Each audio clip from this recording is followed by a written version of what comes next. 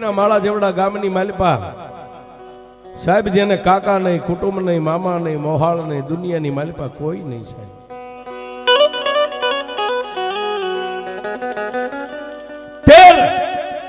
13 વર્ષની દીકરી છે ને 5 વર્ષનો ભાઈ છે, જેના મા ને બાપ બેયનું ગામતરું થઈ ગયું છે સાહેબ.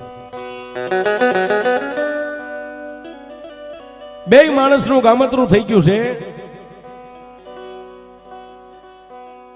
ગામની પાડોશીની બેનો દીકરીઓ, જે ડાઈ બેન દીકરીઓ સમજણા હોય, એ દીકરીને બોલાવીને એમ કે બેટા, કાલ તારો ભાઈ મોટો થઈ જાય છે, તારા ઘરમાં કાંઈ ન હોય ને તો મારા ઘરેથી લઈ જજે. ઓલા બેન કે તારા ઘરે આમ ન હોય તો મારા ઘરેથી લઈ જજે, ઓલું ખૂટે તો મારા ઘરેથી લઈ જજે. સાહેબ, આખા ગામના 4 હાથ બેન ને દીકરી, બેન દીકરીના ભાઈ, બે ભાઈ બેન ની માથે આખા ગામના 4 હાથ. પણ સાહેબ, એ 13 વર્ષની દીકરીને એમ થઈ ગયું કે મારો ભાઈ કાલ મોટો થઈ જાય છે. આજ ઘોડિયામાં છે ને, કાલ મારો ભાઈ ઘોડે ચડે એવડો થઈ જાય છે.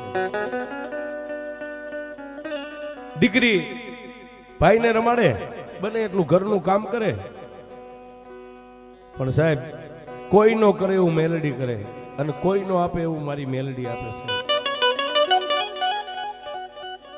પણ બાપ, એ આ દુનિયાની માલિપા પછી મારી રામપરાના આ ભુરિયા વડે બેઠી ઈ મેલડી હોય તો, જગતની માલિપા જેની હાજરી છે મારી કંડિયા વાળી, ઈ મેલડી હોય તો ભલે સાહેબ. આ કળયુગની માલિપા દુનિયામાં તમને દુનિયા જાકારો દે ને સાહેબ, તેથી મેલડીના સાનિધ્યમાં વ્યા જાય સાહેબ. દુનિયા આખી તરસોડી દે ને, છેલ્લે એકવાર મારી મેલડીના સાનિધ્યમાં જઈને ઉભા રહેજો સાહેબ. પણ સાહેબ, આજ મારે વાત ઈ કરવી છે.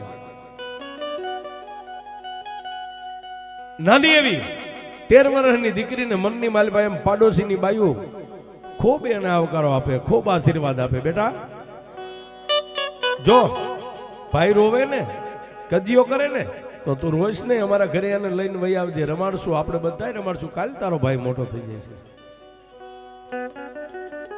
પણ કવિ કે કર્મે લખ્યા કીર્તાર, કોઈના સઠી ના ચૂકે નહીં, હુનર કરો હજારી, આખર વેળાએ આડા ફરે. સાહેબ, એક દી એવો ઉગ્યો કે મારી મેલડીને વાત રાખવી, માં મેલડીને કઈક પરચો પૂરો હોય છે સાહેબ. દીકરી ઘોડિયાની માલિપા પોતાના ભાઈને હુવારી, હાથમાં દોરી છે, બેન હિંચકો નાખે, ભાઈ નિંદ્રાને આધીન બની ગયો, એટલે બેનને એમ થયું કે લાવીને પાણી, યાર પાણી ખૂટી ગયું છે. માટલીની માલિપા મારો ભાઈ થોડીક વાર હોતો છે ને, ગામના પાદરમાં જે હવેડો છે ને, આજે હમણાં પાણી ભરીને વહી આવું છે. જેવી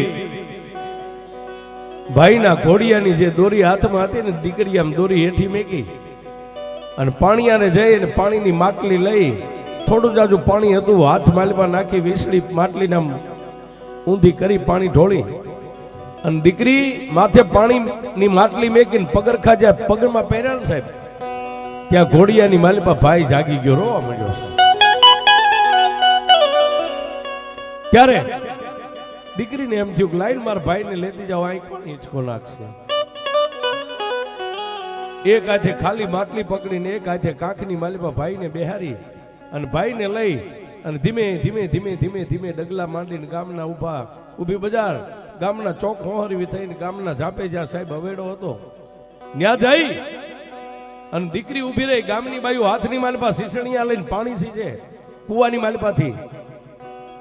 એટલે દીકરીને જોઈ એક ઘડો આ બેને નાખ્યો, એક ઘડો બીજી બેને, ત્યાં માટલી ભરાઈ ગઈ છે. ગામની બેનુએ માથે એંઢોણી મેકાવી, માથે માટલી મેકી, હાથમાં પોતાના ભાઈને કાંખમાં તેડાવ્યો અને કીધું બેન ધીમે ધીમે ઘરે જાય. હો બેટા. હા કાકી, હું ધીમે ધીમે જઈશ. પણ સાહેબ, હવે વાતની મજા છે.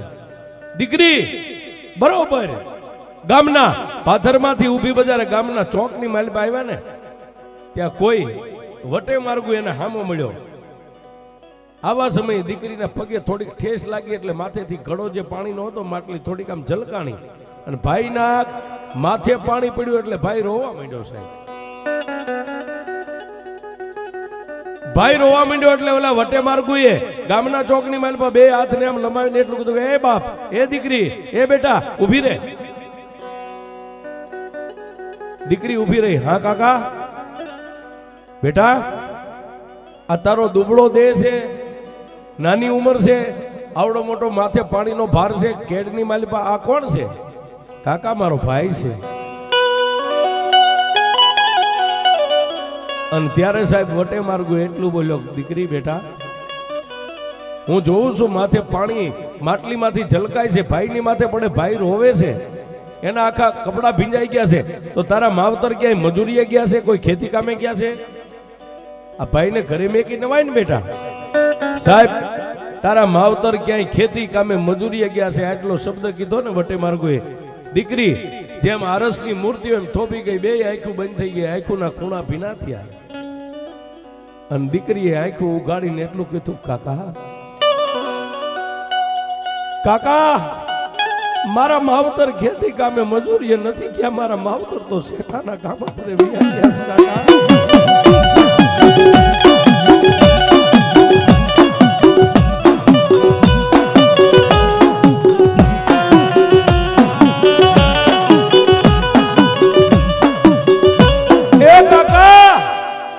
મારા માવતર ગયા ને કોઈ દી પાછા નથી આવ્યા, મારા માવતર તો શેઠાના કામત્રે વિયા ગયા છે, મારા ભાઈને કોના આધારે ઘરે મેં.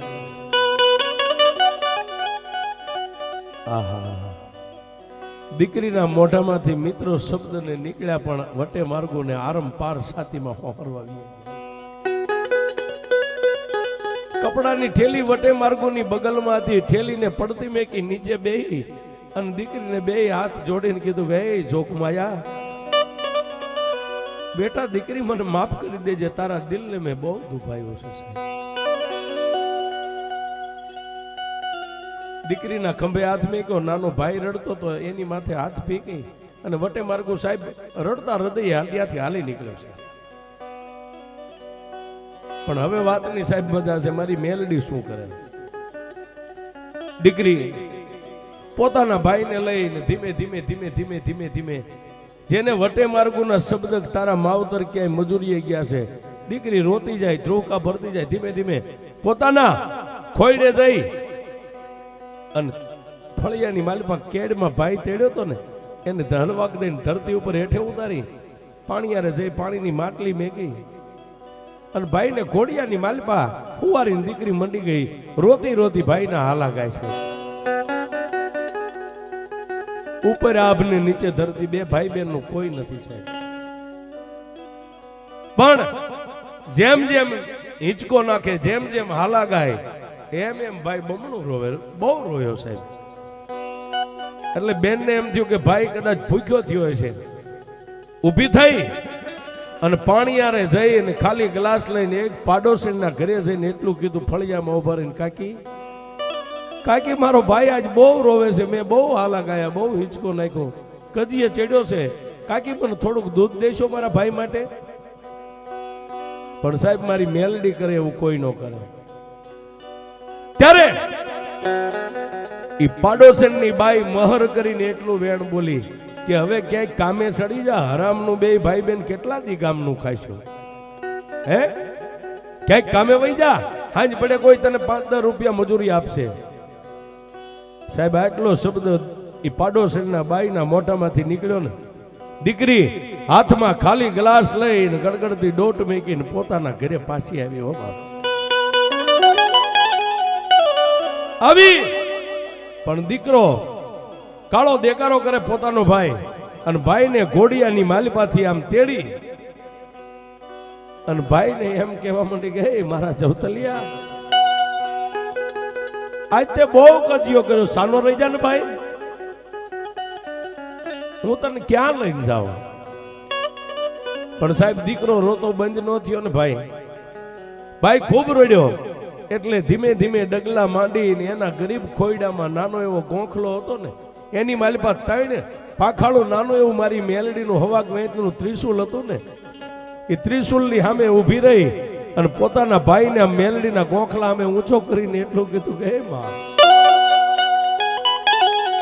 માડી, મારા બાપની દેવી એટલે તું તો મારી મેલડી, મારી ગઈડી માં કહેવાય. માં માડી તું કે ને, તું મારા ભાઈને લઈને મારા મોહાળમાં વહી જાવ, મારો ભાઈ મારાથી મોટો નહીં થાય. માં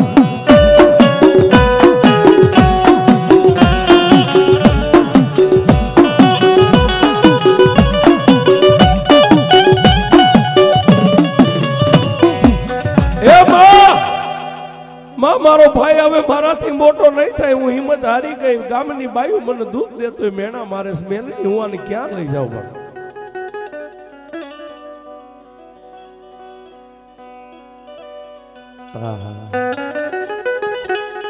પણ સાહેબ, દીકરીનો નાભીની માલિપાથી પોકાર નીકળ્યો ને, જેને વર્ષો વીતી ગયેલા સિંદૂરનો ચાંદલો ત્રિશુલ માથે નહીં રહેલો, ખાલી લોખંડનું ત્રિશુલ.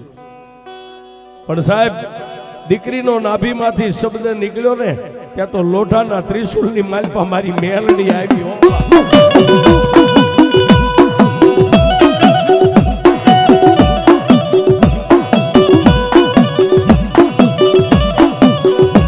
બાબો બાબો મારી કંડિયા વાળી મેલડી બાબો. જો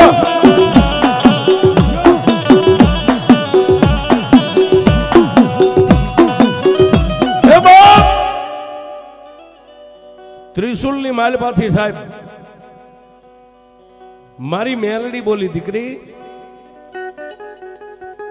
હા બોલ બાપ.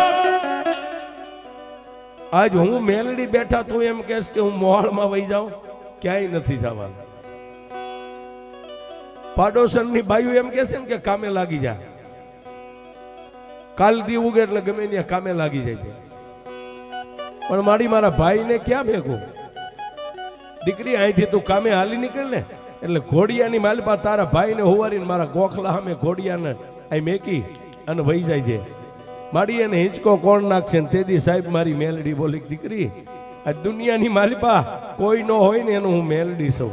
હે, તારા ભાઈનું ઘોડિયું મારા ગોખલા સામે મેકીને વહી જા, અને આને ગોખલાની માલપા બેઠી બેઠી ફૂંક મારું જો એનું ઘોડિયું ન હાલે તો તારી મેલડી.